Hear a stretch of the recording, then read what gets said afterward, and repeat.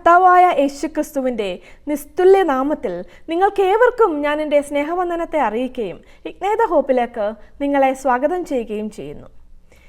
ഇന്ന് ഞാൻ നിങ്ങളുമായി പങ്കുവയ്ക്കുവാൻ ആഗ്രഹിക്കുന്ന വിഷയം ഒരു ദൈവ പൈതലിൻ്റെ വിശ്വാസ ജീവിതത്തെ പറ്റിയാണ്. നമുക്ക് ചില വേദവാക്യങ്ങൾ വായിക്കാം. യാക്കോബ് 1:5 മുതൽ 7 വരെയുള്ള വാക്യങ്ങൾ.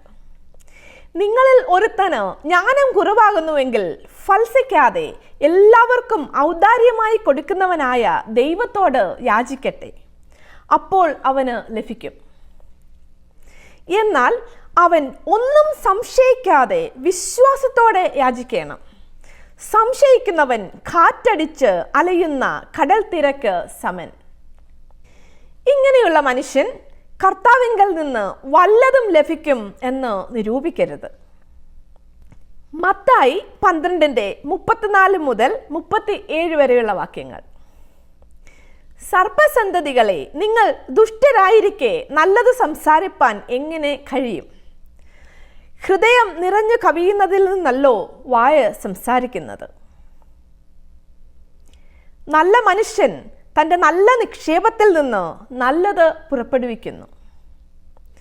ദുഷ്ടമനുഷ്യൻ ദുർനിക്ഷേപത്തിൽ നിന്ന് തീയത് പുറപ്പെടുവിക്കുന്നു.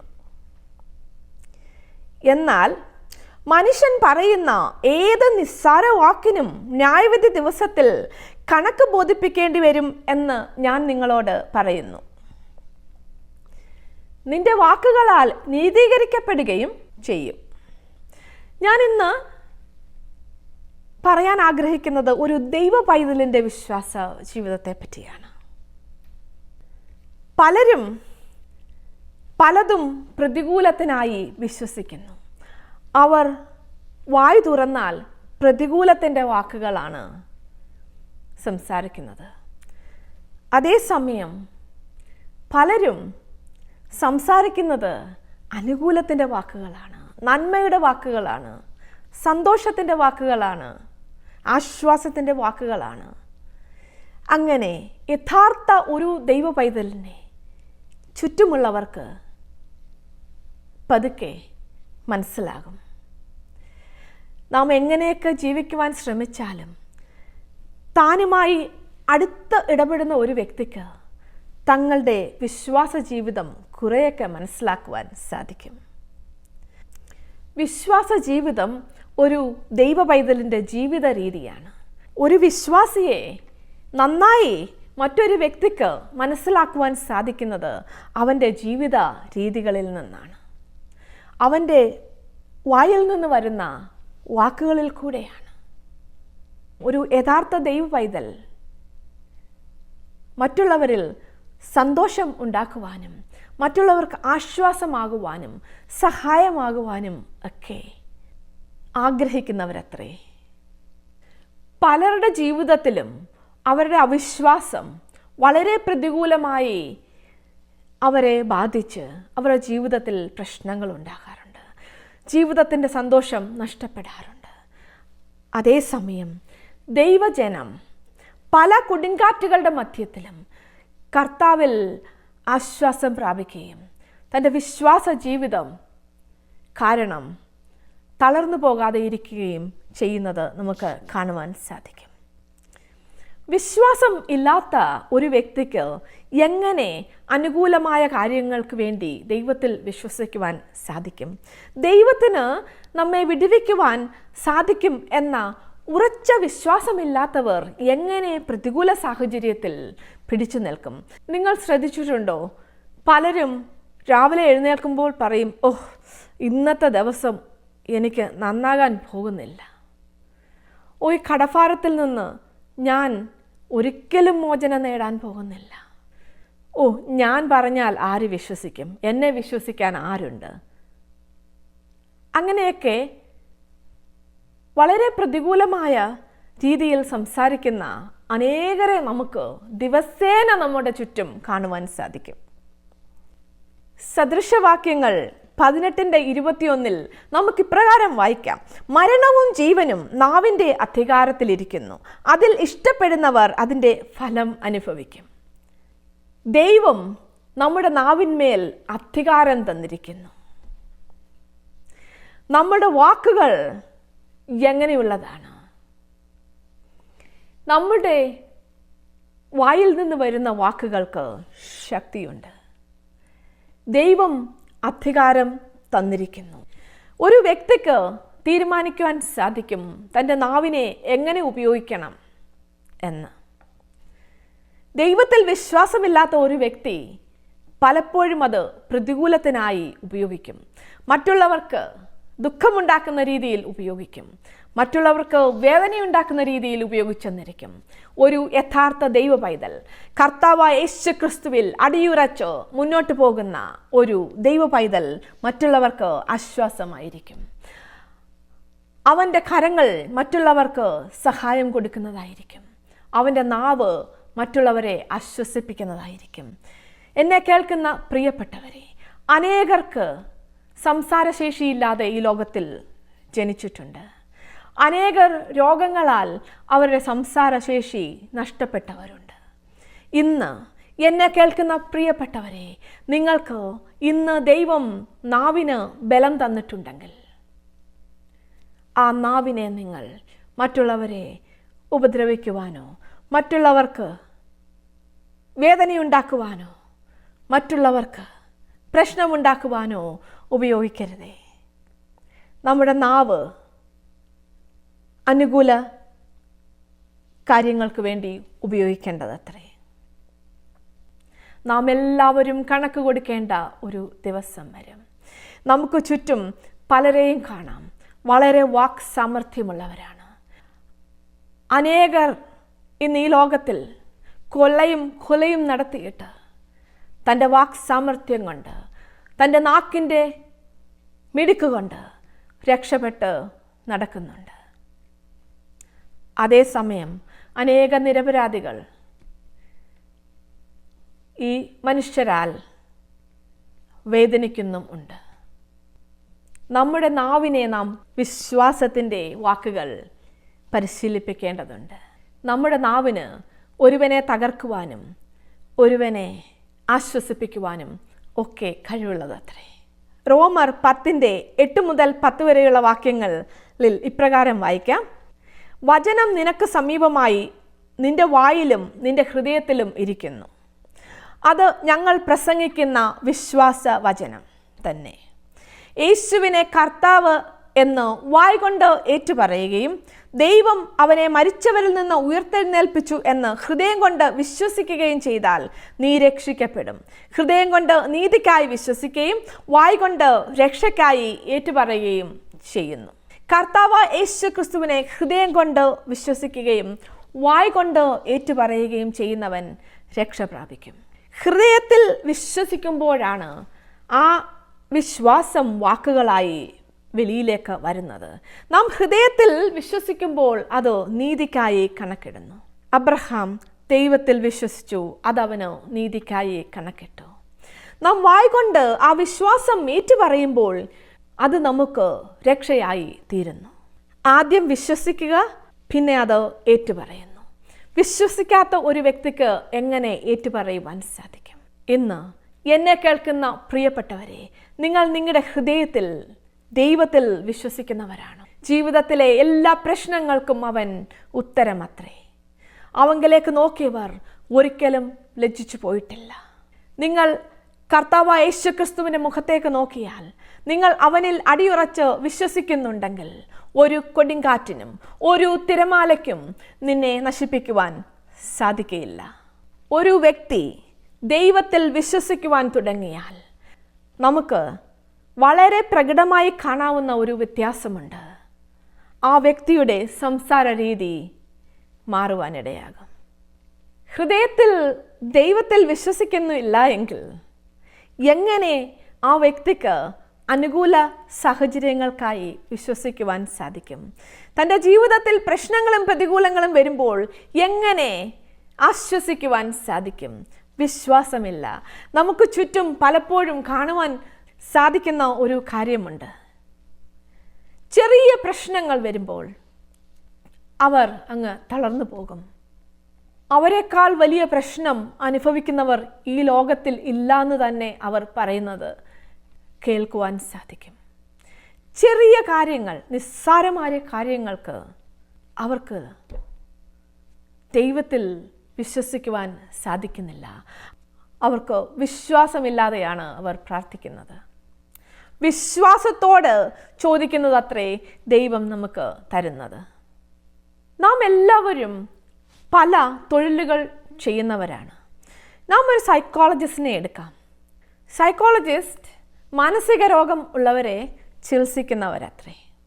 പല മാനസിക പ്രശ്നങ്ങൾ ഉള്ളവർ, വിഷാദ രോഗമുള്ളവർ, അങ്ങനെ പല മാനസിക പ്രശ്നങ്ങൾ അനുഭവിക്കുന്നവർ, ഈ സൈക്കോളജിസ്റ്റ് അവരോട് സംസാരിക്കുകയും അവരുടെ പ്രശ്നങ്ങൾ മനസ്സിലാക്കുവാനും ഒക്കെ പരിശീലനം ലഭിച്ചവനാണ്. ഒരു സൈക്കോളജിസ്റ്റ് രാവിലെ എഴുന്നേൽക്കുമ്പോൾ, തൻ്റെ ജോലി സ്ഥലത്തേക്ക് പോകുമ്പോൾ, താൻ അന്ന് ചെയ്യേണ്ട ഓരോ ഉത്തരവാദിത്തങ്ങൾ ഓർത്തുകൊണ്ടായിരിക്കാം കടന്നു പോകുന്നത്. അതേസമയം തൻ്റെ അയൽക്കാരൻ ഒരു അക്കൗണ്ടൻ്റ് ഉണ്ട്.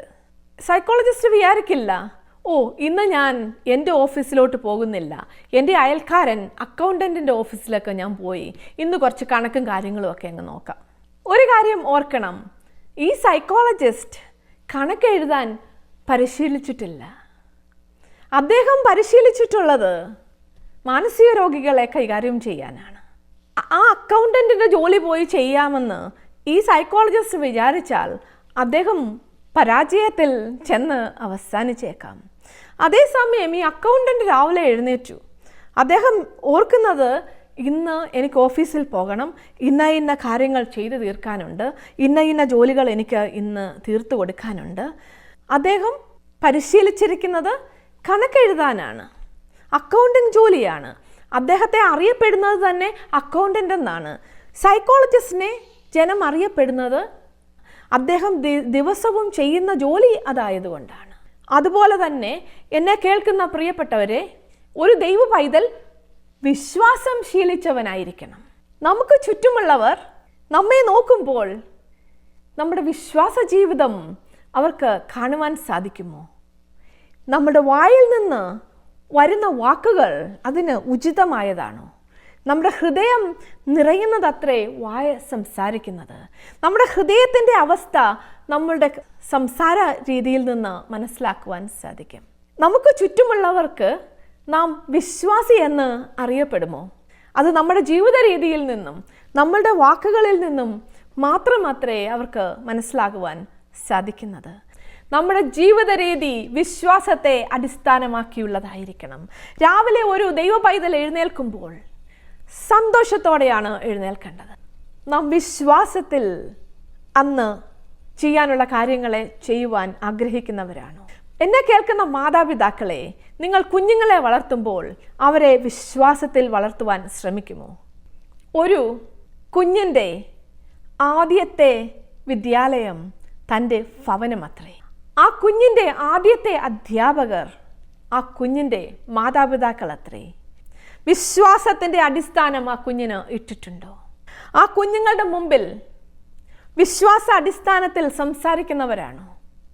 സദൃശവാക്യങ്ങൾ 22:6 ഇപ്രകാരം എഴുതിയിരിക്കുന്നു: ബാലൻ നടക്കേണ്ടുന്ന വഴിയിൽ അവനെ അഭ്യസിപ്പിക്ക, അവൻ വൃദ്ധനായാലും അത് വിട്ടുമാറുകയില്ല. അത് മാതാപിതാക്കളുടെ ജോലിയത്രേ. ഹൃദയത്തിൽ മുഴുവൻ ദുഷ്ടത തിങ്ങിയിരിക്കുന്ന വ്യക്തികൾക്ക് ഒരിക്കലും നന്മ സംസാരിക്കുവാൻ സാധിക്കുകയില്ല. നാം എന്തെങ്കിലും നട്ടു വളർത്തുമ്പോൾ ആ വിത്ത് നല്ല വിത്ത് ആണോ എന്ന് നമ്മൾ ശ്രദ്ധിക്കാറുണ്ട്, അല്ലേ? തെങ്ങിൻ തൈ വളർത്തിയെടുക്കുവാൻ നല്ല തേങ്ങ തിരഞ്ഞെടുത്ത് നാം ഉപയോഗിക്കാറുണ്ട്. സർപ്പസന്തതികളെ, നിങ്ങൾ ദുഷ്ടരായിരിക്കെ നല്ലത് സംസാരിപ്പാൻ എങ്ങനെ കഴിയും? ഹൃദയം നിറഞ്ഞ് കവിയുന്നതിൽ നിന്നല്ലോ വായ സംസാരിക്കുന്നത്. നല്ല മനുഷ്യൻ തൻ്റെ നല്ല നിക്ഷേപത്തിൽ നിന്ന് നല്ലത് പുറപ്പെടുവിക്കുന്നു. ദുഷ്ടമനുഷ്യൻ ദുർനിക്ഷേപത്തിൽ നിന്നോ തീയത് പുറപ്പെടുവിക്കുന്നു. എന്നാൽ മനുഷ്യർ പറയുന്ന ഏത് നിസ്സാര വാക്കിനും ന്യായവിധി ദിവസത്തിൽ കണക്ക് ബോധിപ്പിക്കേണ്ടി വരും എന്ന് ഞാൻ നിങ്ങളോട് പറയുന്നു. നിന്റെ വാക്കുകളാൽ നീതീകരിക്കപ്പെടുകയും നിന്റെ വാക്കുകളാൽ കുറ്റം വിധിക്കപ്പെടുകയും ചെയ്യും. നിങ്ങൾ പലരാലും മുറിവേറ്റവരായിരിക്കാം. പലർക്കും വളരെ വിദഗ്ധമായി സംസാരിക്കുവാൻ കഴിവുള്ളവരാണ്. തന്ത്രപരമായി സംസാരിക്കുന്ന നാവുകൾക്ക് ഒന്നും ചെയ്യാൻ പറ്റാത്ത ഒരു ദിവസം വരും. ഒരു ദൈവ പൈതൽ വായു തുറന്നാൽ വിശ്വാസത്തിൻ്റെ വാക്കുകൾ അത്രേ വെളിയിലേക്ക് വരേണ്ടത്. എന്നും രാവിലെ എഴുന്നേറ്റ് ഇന്നത്തെ ദിവസം ഒന്നും ശരിയാകാൻ പോകുന്നില്ല എന്ന് പറഞ്ഞുകൊണ്ട് ഒരു ദൈവ പൈതൽ ജീവിതം തുടങ്ങരുത്. സങ്കീർത്തനങ്ങൾ 118:24 നമുക്ക് വായിക്കാം, ഇത് യഹോവയുണ്ടാക്കിയ ദിവസം, ഇന്ന് നാം സന്തോഷിച്ച് ആനന്ദിക്കാമെന്ന്. ദൈവം ഉണ്ടാക്കിയ ദിവസം അത് നല്ല ദിവസമാണെന്ന് വിശ്വസിച്ചു വേണം നമ്മുടെ ജീവിതം രാവിലെ തുടങ്ങാൻ. നിങ്ങൾ പറയുന്നുണ്ടോ, ഈ കടഭാരത്തിൽ നിന്ന് ഞാൻ ഒരിക്കലും മോചനം നേടാൻ പോകുന്നില്ല എന്ന്? ഫിലിപ്പിയർ 4:19 നമുക്ക് വായിക്കാം, നിന്റെ ദൈവം തൻ്റെ ആവശ്യങ്ങളെല്ലാം ക്രിസ്തുവേശുവിൽ മഹത്വത്തോടെ തൻ്റെ തനത്തിനൊത്തവണ്ണം തീർത്തു തരും എന്ന്. ഒരു ദൈവ പൈതലിൻ്റെ വിശ്വാസം അതായിരിക്കണം. നിങ്ങൾ പറഞ്ഞേക്കാം, എന്നെ ആര് വിശ്വസിക്കാനാണ്? എനിക്ക് എങ്ങനെ നീതി ലഭിക്കും? എനിക്ക് വേണ്ടി ആർ സംസാരിക്കും? എന്നെ കേൾക്കുന്ന പല വ്യക്തി ജീവിതങ്ങളും അതുപോലെ ഒരു പ്രശ്നത്തിൽ കൂടെ കടന്നുപോയവർ ആയിരിക്കാം. എൻ്റെ ജീവിതത്തിലും ഞാനത് പല പ്രാവശ്യം അനുഭവിച്ചിട്ടുണ്ട്. നീതിയുള്ള ഒരു ന്യായാധിപതി, നീതി സൂര്യനായി എഴുന്നേൽക്കുന്ന ഒരു ദിവസമുണ്ട്. യെശയ്യാവ് 54:17 ഇപ്രകാരം എഴുതിയിരിക്കുന്നു, നിനക്ക് വിരോധമായി ഉണ്ടാക്കുന്ന യാതൊരു ആയുധവും ഫലിക്കുകയില്ല. ന്യായവിസ്താരത്തിൽ നിനക്ക് വിരോധമായി എഴുന്നേൽക്കുന്ന എല്ലാ നാവിനെയും നീ കുറ്റം വിധിക്കും. യഹോവയുടെ ദാസന്മാരുടെ അവകാശവും എൻ്റെ പക്കൽ നിന്നുള്ള അവരുടെ നീതിയും ഇതുതന്നെ ആകുന്നു എന്ന് യഹോവ അരുളി ചെയ്യുന്നു. നിങ്ങൾ നിരപരാധികളാണെങ്കിൽ നീതിമാനായ ദൈവം നീതിയോടെ ന്യായം വിധിക്കും. ജീവനും മരണവും നാവിൻ്റെ അധികാരത്തിലിരിക്കുന്നുവെന്ന് നാം നേരത്തെ വായിച്ചല്ലോ. നാം കുഞ്ഞുങ്ങളോട് സംസാരിക്കുമ്പോൾ അവർ ചിലപ്പോൾ പഠിത്തത്തിൽ ഉഴപ്പരായിരിക്കാം, ചിലപ്പോൾ അവർ കുസൃതി കാണിക്കുന്നവരായിരിക്കാം. പല മാതാപിതാക്കളുമുണ്ട്, നീ ശരിയാകത്തില്ല, നിന്നെ ചുമ്മാതെ സ്കൂളിൽ വിടുന്നത്, നീ എങ്ങനെ ആയിപ്പോകത്തേ ഉള്ളൂ, താണ്ടെ അവനെ നോക്കി പഠിക്കുക, ഇവളെ നോക്കി പഠിക്കുക, അങ്ങനെയൊക്കെ പറയുന്ന മാതാപിതാക്കൾ ധാരാളം നമുക്ക് ചുറ്റിലുമുണ്ട്. ഏത് പഠിത്തത്തിൽ മോശമായ കുട്ടിയെയും അല്പം കുസൃതിയുള്ള കുഞ്ഞുങ്ങളോടുമൊക്കെ എന്തുകൊണ്ട് വിശ്വാസത്തിൻ്റെ വാക്കുകൾ നിങ്ങൾക്ക് സംസാരിക്കുവാൻ സാധിക്കുന്നില്ല? ഞാനൊരു ഉദാഹരണം പറയാം. ഒരിക്കൽ ഞങ്ങൾക്ക് പരിചയമുള്ള ഒരു മനുഷ്യൻ, അദ്ദേഹത്തിന് കൊല്ലത്ത് ഒരു സ്കൂളുണ്ട്. ആ സ്കൂള് വിസിറ്റ് ചെയ്യുവാൻ ഒരിക്കൽ ഞാൻ മറ്റു ചില കുടുംബാംഗങ്ങളോടൊപ്പം അവിടെ പോകുവാനിടയായി. അപ്പോൾ ആ ജോ അങ്കിൾ പറഞ്ഞ ഒരു കാര്യം എന്നെ വളരെ ആകർഷിച്ചു. ഒത്തിരി അനുഭവങ്ങളൊക്കെ പറഞ്ഞു, സ്കൂൾ നടത്തുന്നതിൻ്റെ പ്രശ്നങ്ങളും അവിടുത്തെ ബുദ്ധിമുട്ടുകളും അങ്ങനെ പല കാര്യങ്ങളും സംസാരിച്ച കൂട്ടത്തിൽ ഈ ജോ അങ്കിൾ ഒരു കാര്യം ഞങ്ങളോട് പറഞ്ഞു. അദ്ദേഹം വളരെ ശാന്തനായ ഒരു മനുഷ്യനാണ്, വർഷങ്ങളായിട്ട് ഞങ്ങൾക്ക് അറിയാവുന്ന ഒരു മനുഷ്യനാണ്, വളരെ സ്നേഹമുള്ളവനും എപ്പോഴും ഒരു പുഞ്ചിരിയോടെ നടക്കുന്ന ഒരു നല്ല വ്യക്തിയാണ് അദ്ദേഹം. അദ്ദേഹം ഒരു അനുഭവം ഞങ്ങളോട് പറയാനിടയായി. ഒരു ആൺകുട്ടി വലിയ പ്രശ്നമായിരുന്നു വീട്ടിലും സ്കൂളിലുമൊക്കെ. അങ്ങനെ സ്കൂളിൽ നിന്ന് പുറത്താക്കി 2-3 സ്കൂളിൽ ഈ മാതാപിതാക്കൾ കൊണ്ട് അഡ്മിഷൻ എടുത്തു. അവിടെ നിന്നെല്ലാം ഈ കുട്ടിയെ പുറത്താക്കി. പഠിക്കത്തുമില്ല, ഭയങ്കര കുസൃതി.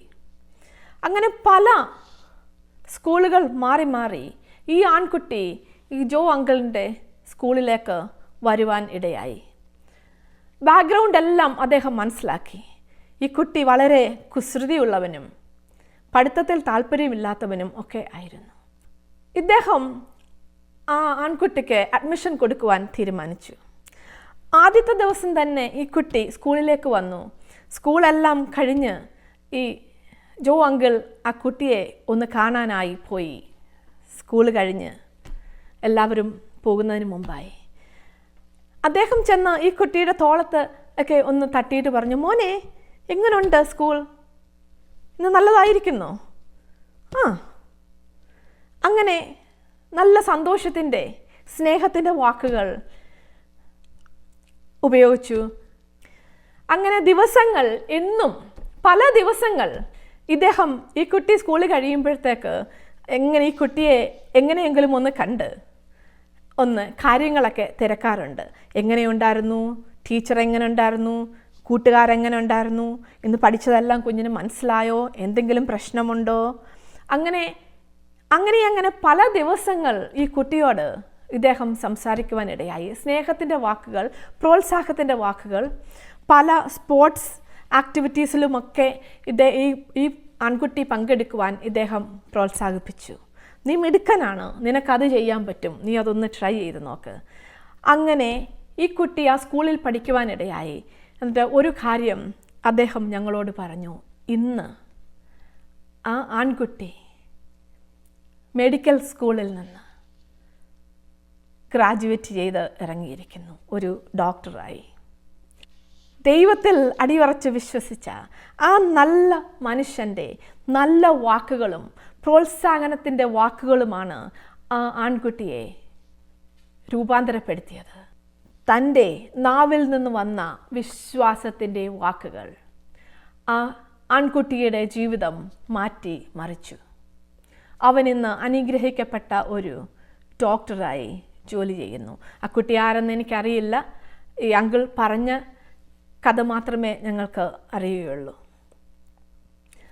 അതുപോലെ ഓരോ കുഞ്ഞുങ്ങൾക്കും മാതാപിതാക്കൾക്ക് പ്രോത്സാഹനത്തിൻ്റെ വാക്കുകൾ കൊടുക്കുവാൻ സാധിക്കുമോ?